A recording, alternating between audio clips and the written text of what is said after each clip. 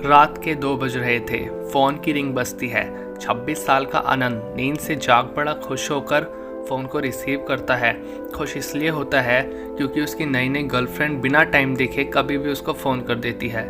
Phone की दूसरी तरफ से आवाज़ आती है, जन्मदिन मुबारक हो बेटा, आज मेरा बेटा पूरा 26 साल का हो गया है, मैं बहुत खुश हूँ। माँ की आवाज़ सुनते ही आनंद के चेहरे के एक्सप्रेशन बदल जाते हैं।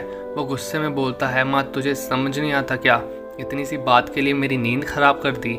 यह बात तो तुम मुझे सुबह भी बोल सकती थी। इतना कहकर वो फ़ोन काट देता है। थोड़ी देर बाद फिर से फ़ोन की रिंग बजती है। आनंद फिर से फ़ोन उठाता है और इस बार फ़ोन पर पापा होते हैं। आनंद इस बार आराम से बात करता है।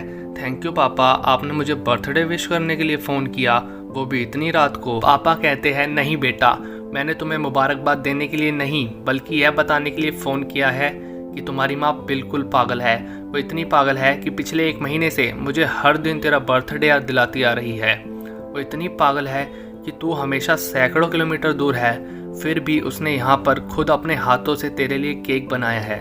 ऊपर से यह जिद कर बैठी है कि जब तक तुझे विश नहीं कर देती तब तक ना खुद खाएगी ना मुझे खाने को देगी। आनंद सब ध्यान से सुन रहा था और उसे यह भी महसूस हो रहा था कि उसने अपनी माँ को कुछ गलत बोल दिया। वो बोला, नहीं पापा, माँ बिल्कुल पागल नहीं है। पापा कहते हैं, नहीं बेटा, तू अपनी माँ के पागलपन को नहीं जानता, मैं जानता हूँ।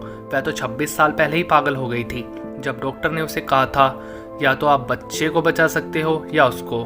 उसने बिना एक भी सेकंड सोचे बच्चे को बचाने का फैसला लिया और मुझे भी कसम देकर उस फॉर्म पर साइन कराने के लिए कहा जिस पर लिखा था उसकी ज़िंदगी इस ऑपरेशन से खतरे में और अगर उसे कुछ होता है तो उसके जिम्मेदार डॉक्टर नहीं होंगे। अब तू ही बता, बिना तुझे देखे जो औरत तेरे लिए मरने को तैयार हो जाए उसे हम पागल नहीं कहेंगे तो क्या कहेंगे?